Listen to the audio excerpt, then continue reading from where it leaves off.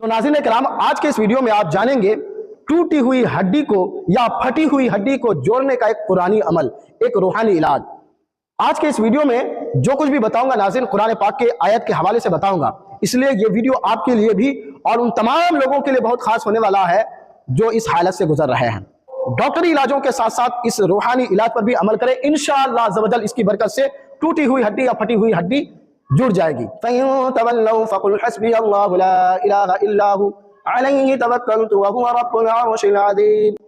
इस आयत मुबारका को अव्वल और आखिर दुरूद शरीफ के साथ, यानी शुरू में भी दुरूद पढ़ना है और आखिर में दुरूद पढ़ना है, और एक बार इस आयत मुबारका को सूरह तौबा के आयत नंबर 129 नंबर को एक बार पढ़ना है और उस पर 3 दिन तक दम करना है। जहां हड्डी टूट गई है या हड्डी फट गई है उस जगह से दम करना है। 3 दिन तक यह अमल जारी रखना है। इंशाअल्लाह अज़्ज़ व जल इस कुरान पाक के रूहानी अमल से टूटी हुई हड्डी या फटी हुई हड्डी आसानी से जुड़ जाए।